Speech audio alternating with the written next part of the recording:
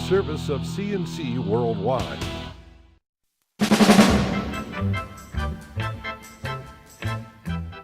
The Daily is a service of CNC News, the Greece Chamber of Commerce, and Jib Jab greetings. I'm Bud Lowell, your full AccuWeather forecast right across the top of every one of these CNC local news pages. Warm, muggy air triggered heavy thunderstorms over Rochester Wednesday evening, bringing more than 2.3 inches of rain, enough for the National Weather Service to issue a flood warning for Monroe County until late Wednesday night and to break the record for July 3rd, which had stood since 1892. Streets and parking lots were flooded around the area, including around Monroe Avenue and Clover Street. The Greater Rochester International Airport reported a 58-mile-an-hour wind gust. Trees and wires came down in Fairport, Brighton, and Pittsford. One large tree came down on the Oak Hill Country Club golf course, where the PGA Tour is playing in just over a month. Brighton also got hail, measuring nearly an inch. And there's a 30% chance of more thunderstorms for the 4th of July evening. The Rochester Police Department says it was police gunfire that hit a passing motorist last week during the shootout between police and the murder suspect Ralph Strong. The bullet that hit 47-year-old Gene McDougal of Henrietta was fired by Sergeant Flamur Zenilovic. The sergeant was exchanging fire with Strong, who began shooting when officers pulled him over on Goodman Street.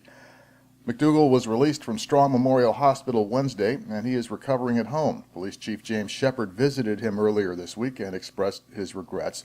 Sergeant Zenilovic was released from Rochester General Sunday. The suspect, Ralph Strong, is still at Strong Hospital under guard, and he was hit 5 times by police bullets. Ralph Strong's lawyers were in Rochester City Court Wednesday, where papers were filed indicating a Monroe County grand jury has indicted him on an additional felony charge. That indictment has not been unsealed yet. Strong is suspected of shooting down 2 men outside a Central Avenue nightclub last week. A mid-level state appeals court denied an injunction Wednesday sought by gun rights organizations seeking to block New York's gun control law. The appellate division in Albany upheld the ruling of the state Supreme Court that Governor Cuomo and state legislative leaders were within their rights to pass the NY SAFE Act by a message of necessity, bypassing the usual 3-day waiting period. Robert Schultz of Queensbury brought the suit and gathered more than 1,000 plaintiffs from around the state in support. They say it violates the Second Amendment right to keep and bear arms, and they call the message of necessity a sham. The lawyer representing Don Nguyen has asked a federal court judge to dismiss the charges against his client. He says they are nonspecific and vague. She's the young Greece woman charged with buying guns on behalf of her former neighbor, William Spengler. As a convicted felon, Spengler couldn't legally buy guns. 2.5 years later, he used the rifle she bought for him during his Christmas Eve ambush in West Webster.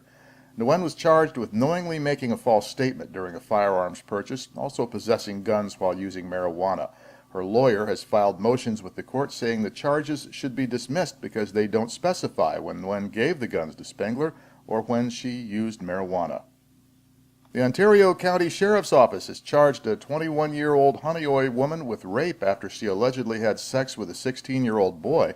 Jennifer Dawn Abrams was arrested Tuesday in connection with an incident that happened at the Park Lawn Apartments in March, and she was arraigned in Richmond Town Court.